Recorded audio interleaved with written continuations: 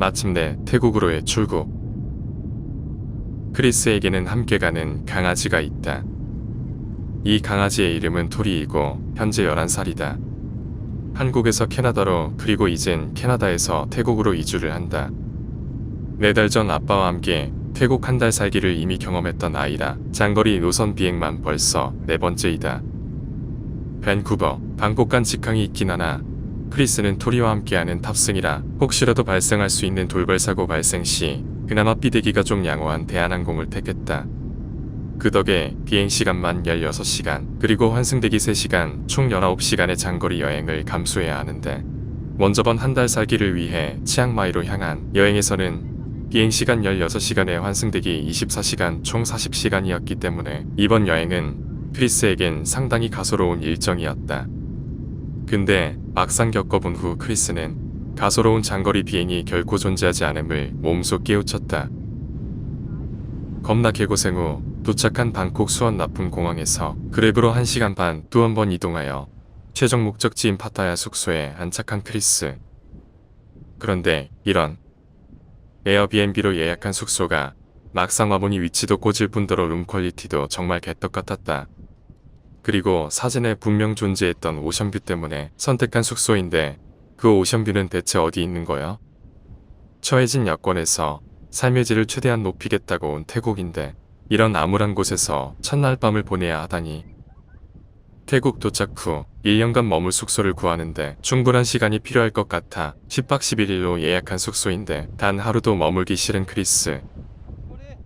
결국 다음날 아침부터 하루 종일 뒤지고 뒤져서 1년간 머물 콘도를 찾게 되었고 단 1박 후 뒤도 안 돌아보고 에어비앤비 숙소를 나와버렸다.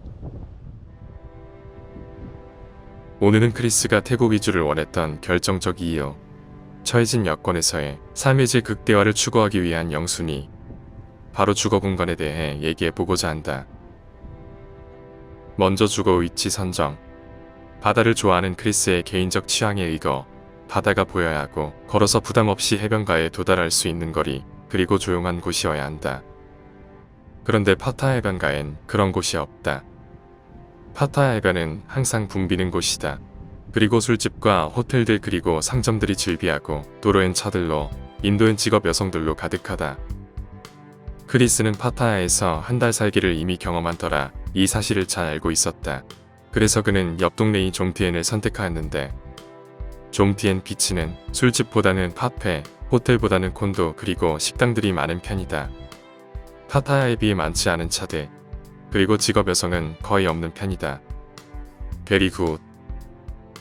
크리스는 하루 만에 해변에서 한 블록 떨어진 곳에 위치한 콘도를 계약하였다. 걸어서 바다까지 5분 거리에 아주 조용한 곳. 오션뷰는 물론 포레스트 뷰도 함께 즐길 수 있는 뷰 맛집. 그리고 가장 중요한 강아지 동반 거주가 가능한 몇 안 되는 펫 프렌들리 콘도. 이 정도면 크리스에겐 정말 땡큐인 것이다. 크리스는 앞서 언급한 주거공간 선정 기준 외에 렌트비가 월생활비에 3분의 1을 넘기면 안 된다는 물리적 기준이 하나 더 존재한다. 그리고 청소를 꺼려하진 않지만 그닥 좋아하지도 않고 정리정돈보다는 갖다 버리는 걸 즐겨하는 그이기에 청소 부담 없는 적당한 공간과 내다 버릴 것 없는 미니멀한 가구들로 세팅된 원룸을 선택하였다. 이 콘도는 월세 60만원 그리고 전기세 인터넷 등 10만원, 한 달 총 70만원 정도 되는데 사실 크리스는 이 가격이 다른 콘도에 비해 상대적으로 비싼지 싼지는 현재까지 모르고 있다. 자, 어쨌든 그의 콘도를 구경해 보기로 하자. 먼저 공용시설은 1층에 수영장, 루프탑에 인피니티 수영장이 있다. 그리고 7층엔 잘 갖춰진 짐이 있다. 이곳은 1층 수영장과 업무가 가능한 휴게실들인데 보이는 그대로 시설이 아주 훌륭하다.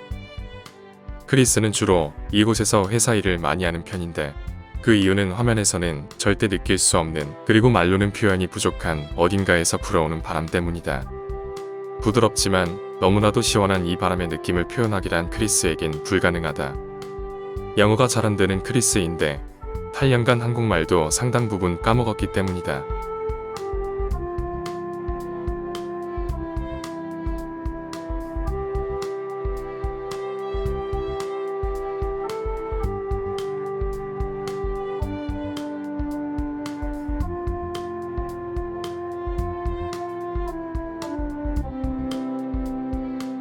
또 다른 공용시설인 짐과 옥상 인피니티 풀은 추후 크리스의 모닝 루틴에서 보기로 하고, 자, 지금부터 메인 이벤트. 그의 콘도를 둘러보자.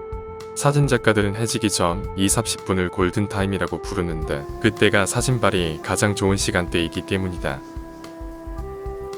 크리스의 원룸의 핵심은 바로 오션뷰이기 때문에 골든타임의 영상을 찍어 보았다.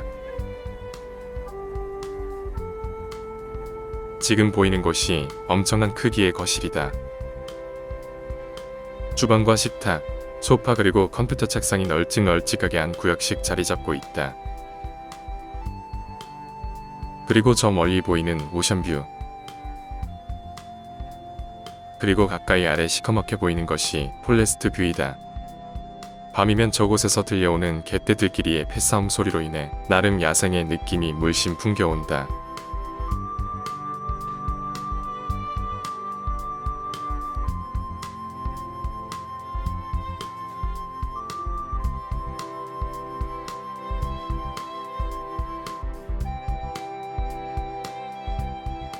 그리고 여기는 안방. 아침에 눈 떴을 때 풍률이 넘어 보이는 오션뷰와 폴레스트 뷰는 그날의 날씨에 따른 하늘색과 구름의 조화로 매일 다른 분위기를 연출할 뿐 아니라, 저기 바다 수평선은 단 하루도 아름다운 일몰을 거르는 날이 없다. 정말 투명한 날은 겹겹이 쌓인 구름 레이어를 셀 수 있을 만큼 입체적으로 보이면서 그 너머 지는 해는 구름의 색을 수시로 바꿔나간다. 그저 멍하니 바라만 봐도 크리스는 행복함을 느낀다. 이쁘네 정말. 여기서 잠깐, 크리스가 캐나다에서 가장 좋아했던 겨울철 뒷마당 뷰도 한번 보고 갈까 한다.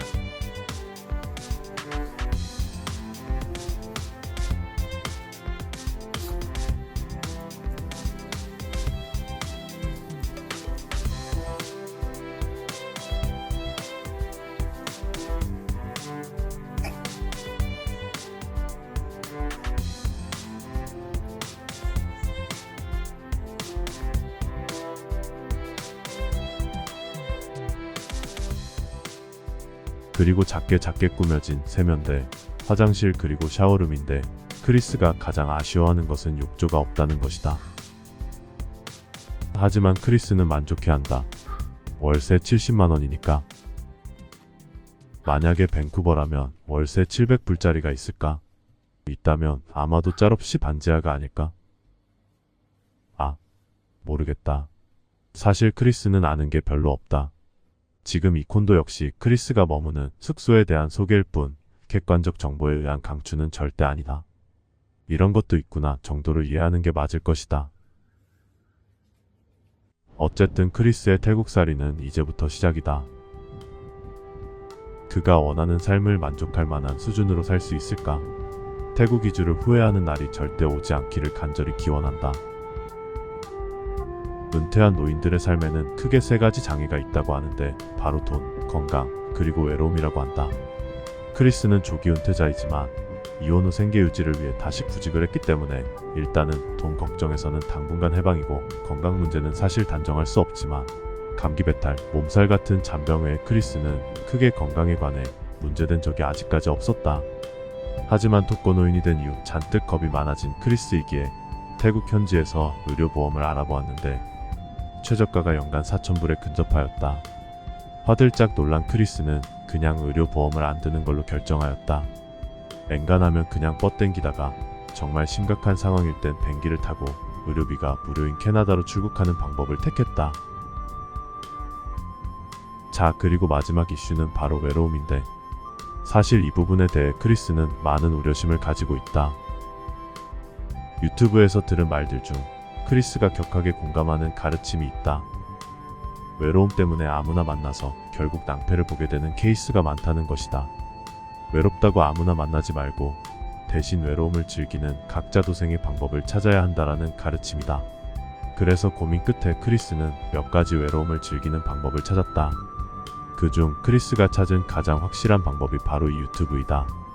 지금까지 소셜미디어 활동을 거의 하지 않은 크리스가 가장 어렵다는 유튜브에 도전하는 이유는 바로 외로움을 극복하기 위해서이다.